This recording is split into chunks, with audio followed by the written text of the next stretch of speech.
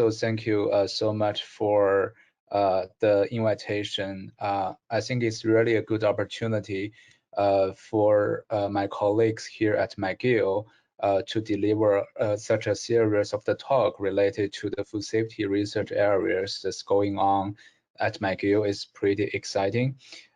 So the title of my presentation today is Novel Devices for Rapid Detection of Food Contamination and Adulteration. Most of the work was supported by NSERC, and also I also want to emphasize that I moved my lab from University of British Columbia to McGill last summer, and most of the works were done at UBC in Vancouver, Canada in the past 7-8 years, and a certain portion of the work has been done here at McGill. So the overall objective for this research program is to develop a novel, rapid, cost-effective, and user-friendly approach for food authentication, therefore protecting all the parties from any potential economic loss and the potential health risks. So food fraud is for sure a very big topic in the food science area right now, and we see there is a very clear connection between food fraud issues and the food safety issues. So that's why we want to develop novel methods for food fraud identification. The current methodology or approach for food authentication is always time-consuming, labor-intensive, and costly. In addition, the sensitivity and accuracy are not fully satisfied. We also require high-trained personnel and highly rely on the lab sources. That's why we always ask ourselves, is it possible we can develop other novel detection methods? So the objective is to develop or fabricate rapid, cost-effective, sensitive, accurate, portable, and or user-friendly instrument and sensor-based methods to identify the risks of the food integrity in the agri-food products. So for today, I want to introduce the 3 types of the tools developed in my research group for food authentication study. So the first one is we call the vibrational spectroscopy, including the infrared and the Raman spectroscopy. So they are very rapid, they're user-friendly, and it's portable. So the second tool is called nucleic acid-based analysis. So they can achieve sensitive and accurate detection for different biological species. And the last tool I want to introduce today is called the microfluidic lab on a chip. So this is a very miniaturized device that can be used for portable and high throughput screening for food authentication. So let's move on to the first topic, the vibrational spectroscopy.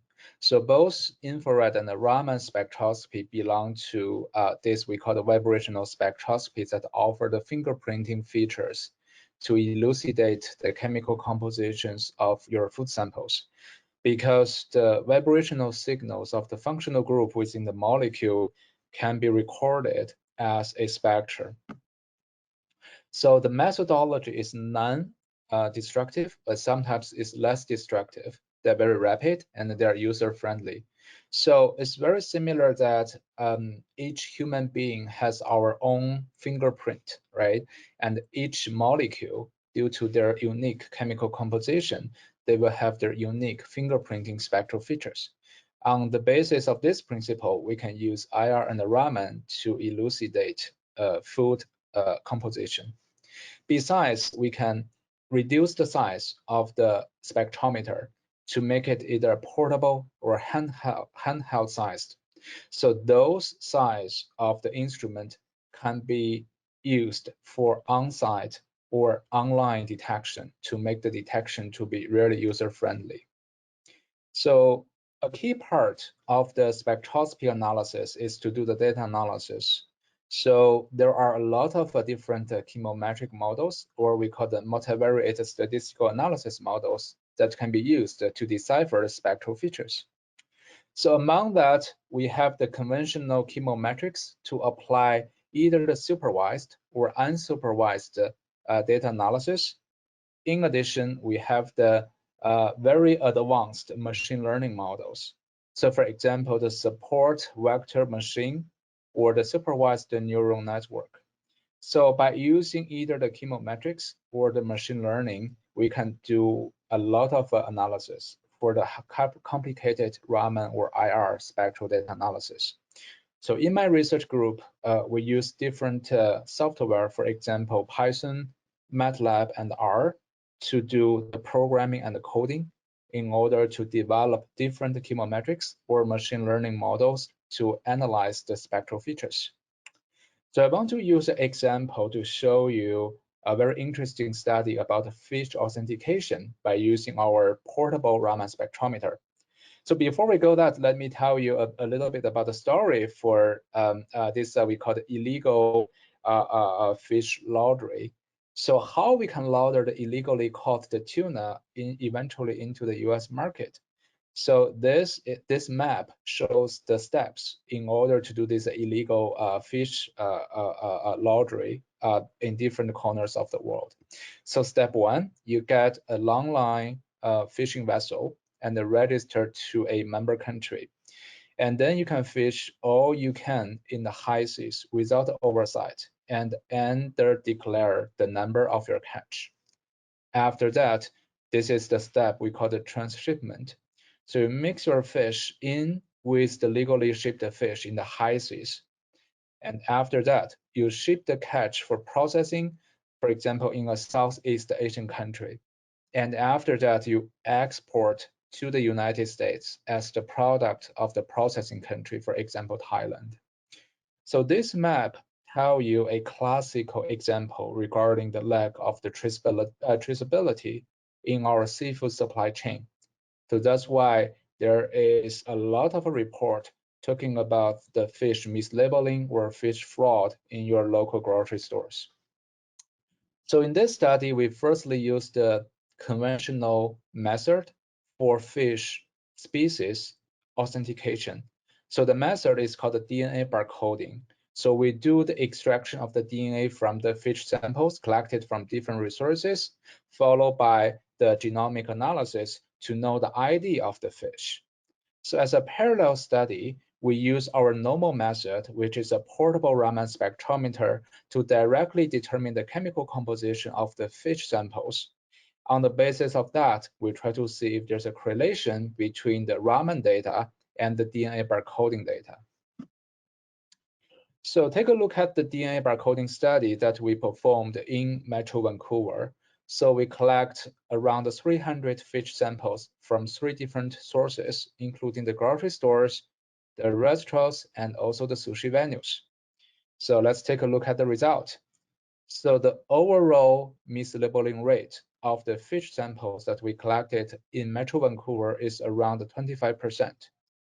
Among those, the mislabeling rate is about 28% in the restaurants, 24% in grocery stores, and 22% in the sushi bar. And if you take a close look at the level of the mislabeling for different type of the fish, you will see for some type of the fish, the mislabeling rate is extremely high. For example, snapper is over 90% mislabeling rate. Another example is the yellowtail. So for some type of the fish, the mislabeling rate is relatively low. So for example, tuna and salmon. And among all of those individual mislabeling cases that we determined using the DNA barcoding method, we identify that both the intentional fraud and unintentional mislabeling were observed or identified. So a major challenge for the DNA barcoding method is it is very time consuming and it requires a highly trained personnel to do all the analysis in the lab. So we designed such a portable device, which is called a portable Raman spectrometer. So the size is only, the weight is only about 2 kilograms. And you can see the size is very small. It's comparable to the mouse. So we have 3 different layers of the panel to control the performance of this portable Raman spectrometer. So the bottom layer is to control the performance of the laser. So the middle layer of the panel is to control the performance of the spectrometer. And the top layer is to share the collected Raman spectra through the iCloud and automatically send all of the collected spectra back to our computer in the lab in order to make a matching with the established database by using other fish samples with the Raman spectra. So we carry the portable Raman spectrometer to go to different grocery stores, and you can directly collect the Raman spectra of the fish samples, even including the packed food fish samples in the grocery store. So once the spectrum is collected, it will be automatically delivered to the lab. So compared to the conventional DNA barcoding methods, which in total take about 2 days to finish the analysis of the ID of one fish sample, by using the portable Raman spectrometer, we can finish the analysis within 5 minutes for each individual fish sample. So here shows the whole flow chart regarding how we do the experiment. So once we have the fish samples, we use the portable Raman to do the spectral collection, followed by the mathematical model construction, including the chemometrics as well as the machine learning models. I don't want to go to the details for the mathematics, but I just want to highlight the overall accuracy by using our portable Raman spectrometer for fish species identification. So you can see basically the overall accuracy is over 90%. So this means our new method, by using this very small, tiny, and affordable Raman spectrometer for fish species authentication, is highly competitive and reliable. So this is a non-destructive tool and also have the potential application for online monitoring of food processing products. So now let's move on to the second research programs related to food authentication. So this is a nucleic acid-based analysis. And firstly, I want to introduce the conventional nucleic acid method. So this is called PCR. So many of you should be extremely familiar with the PCR method. So in brief, we want to identify the specific type of the animal species that can be identified in the food products. So in this case, we want to identify camel species in food products. So we firstly do the DNA extraction of the food samples, and then we run the PCR to get the PCR applicon. So after that, the PCR applicon will be modified with certain type of the chemicals. For example, the gold nanoparticles were added with the digoxin or biotin tag in order to put all of those elements onto a single piece of the lateral flow assay. So the lateral flow assay is very similar to the one used for the pregnancy test. You have one line, which means your result is negative. You have two lines, which means your testing result is positive, because you have a test line and you have the control line.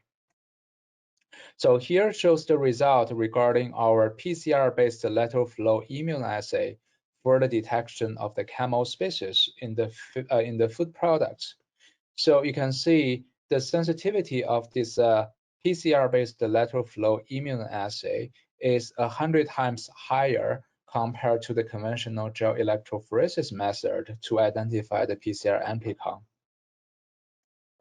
So a major question for us is, if you want to run the PCR, we always need to use a bulky and expensive equipment to achieve the PCR amplification. So the equipment is called a thermocycler.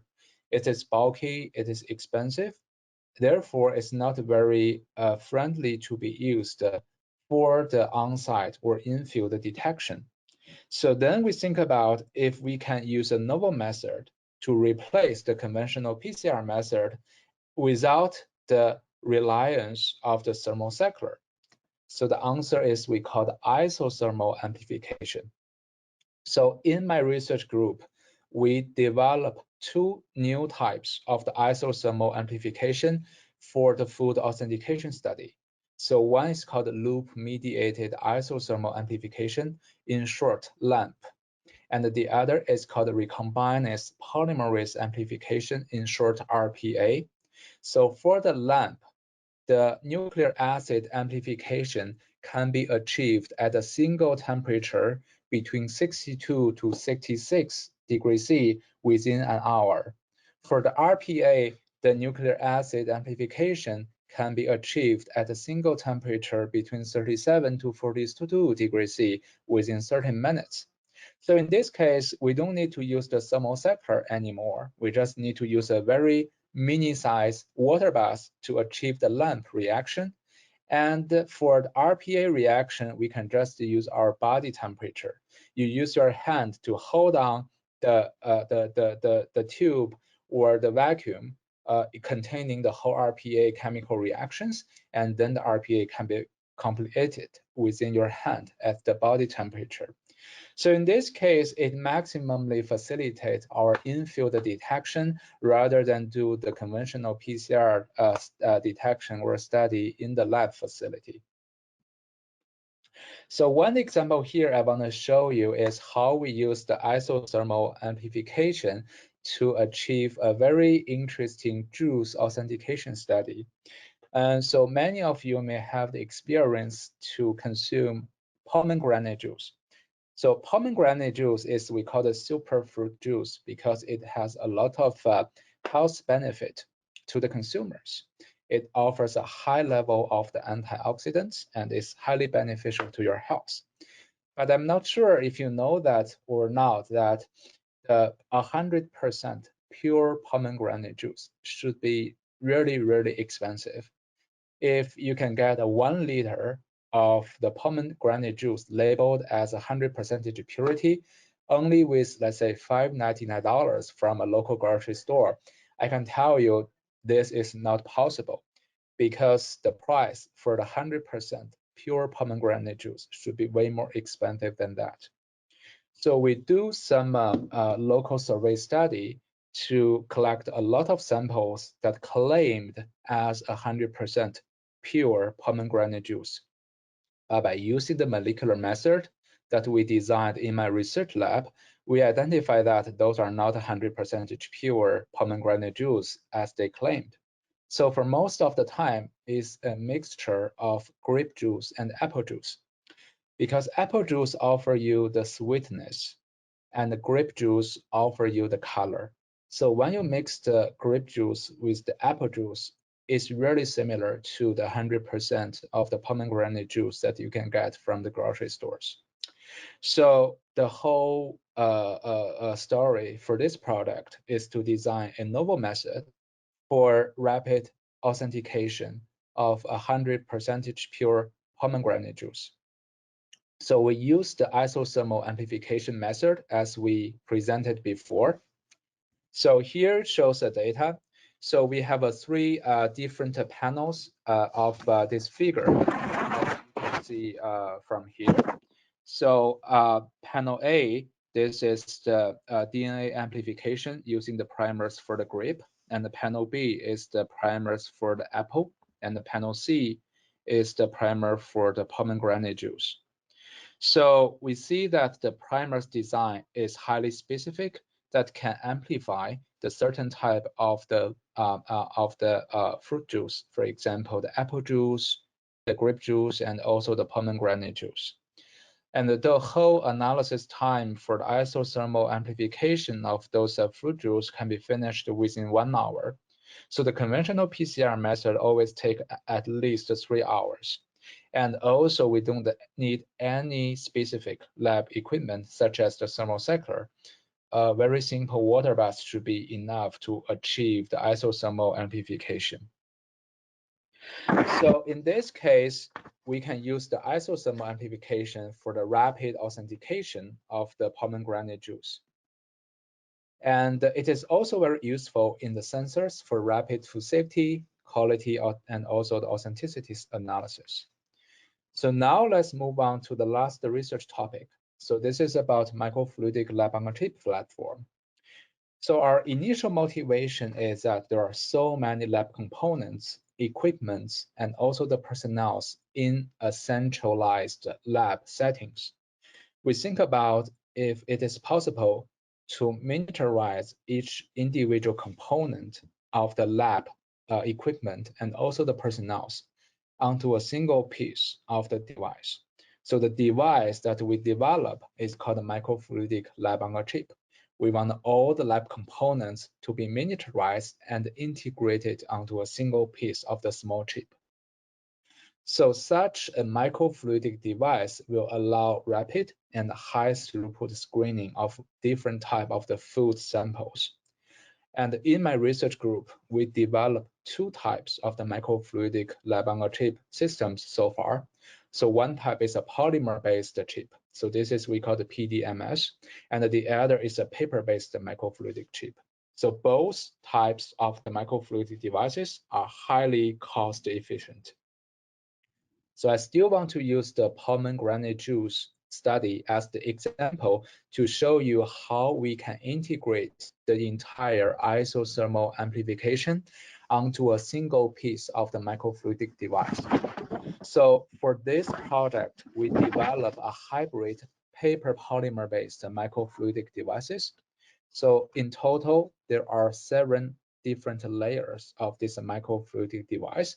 So we use a technology that's called origami to kind of fold different layers of this microfluidic device so as to achieve the amplification of the isothermal amplification on these microfluidic devices in order to achieve the authentication of the pomegranate juice. So this is the layer by layer view of this hybrid paper polymer based microfluidic devices. So layer 1, this is from layer 1 to layer 4.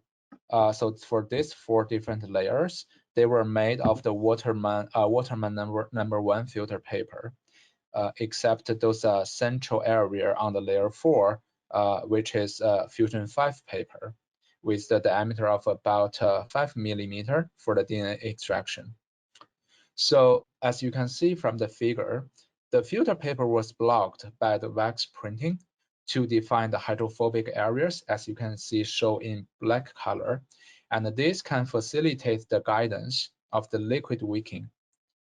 And the layer 5 was consisted of a Y-shaped fusion 5 paper disc in the center, and also the 3 pieces of the 3 millimeter of the Waterman number 1 filter paper circles in the surroundings.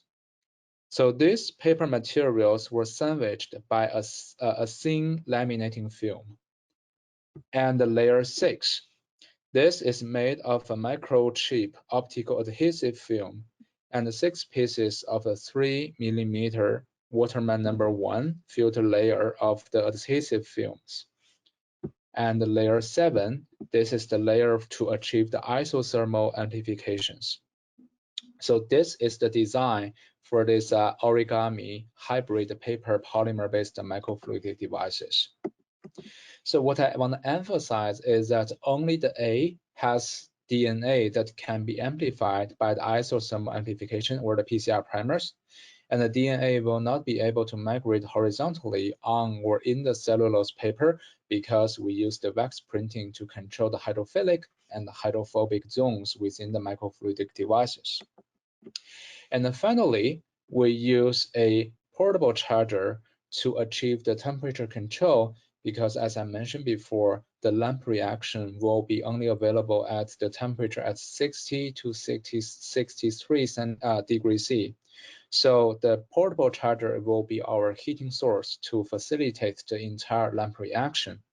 And eventually, by integrate the isothermal amplification onto this single piece of the microfluidic lab on a chip, we can achieve a very rapid and reliable pomegranate juice authentication within a few minutes. And each test will only cost a few dollars, and this is a highly doable even at your home. By finalizing my presentation today, I want to acknowledge some people who work in my lab, especially Dr. Yashi, who did a lot of those authentication study.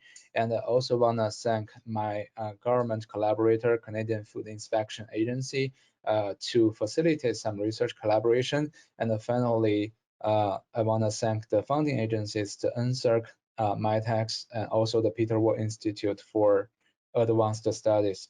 So with that, I want to wrap up my presentation today. And thank you so much for your listening. And I'm open to any question if you have. Thank you so much.